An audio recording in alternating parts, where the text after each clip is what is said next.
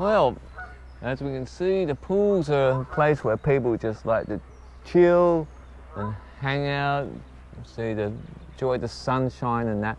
But in the late, right up to the 19th century, before that up to the, I think it was about the 18th century, the pool was used for a bit of different type of entertainment, also for a thing of punishment.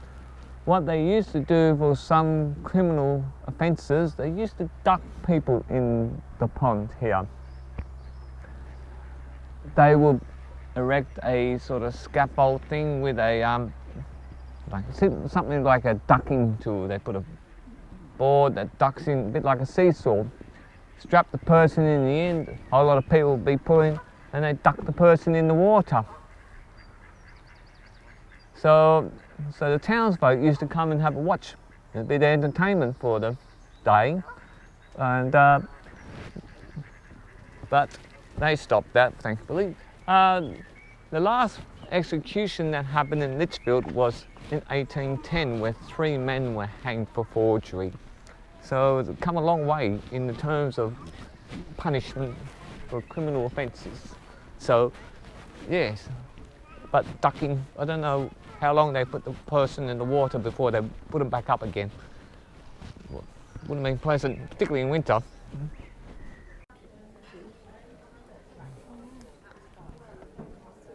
That's right, on that site, September 5th, 1782, nothing happened. So that was saying pretty much a lot of things. Nothing happened. We are in Litchfield. Brilliant place. That's the thing about England. Lots of history. Yeah, it's incredible just to be here. As I said before, it's been about 25 years since I was here last, and it's just good to get reacquainted with the town. And if you're in England, definitely come to Litchfield because it is an interesting town. Yes, market squares here in Litchfield. Well, there have been markets here since 1153 when King Stephen granted a charter to the bishop to hold markets here. And a royal charter was given in 1307 which gave Litchfield the right to hold 2 annual fairs in the square. Righto, we're in the market square Litchfield, and yeah, it's quite interesting. Oh, we've got a licorice store. I might come and get some licorice later. Ooh, yum yum. Litchfield had a quite industry going in terms of the wool trade in the medieval years. It was known for its woolen cloth trade. And then also from the 1850s to the 1840s, it was known for the stagecoach from the London to Chester route. And so a lot of stagecoaches came through here, actually. And so it became a major coach station, and up till the 1840s, once the railway started taking away the trade. So yeah, so we're here in the Litchfield markets. And another thing about Litchfield, there were a number of people burnt at the stake, about 3 people burnt at the stake in the 17th century. You know, heresy and all that sort of business. The last person they burnt at the stake in England was here in Litchfield in the marketplace in 16... what was it, 16? Yes, well, in the medieval period up to even the 17th century was not a good time to be known as a heretic.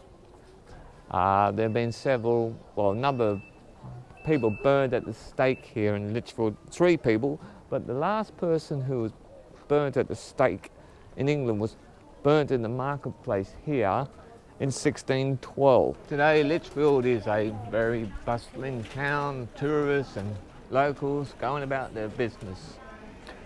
But in 1693, fear stalked the streets because there was an enemy attacking the town.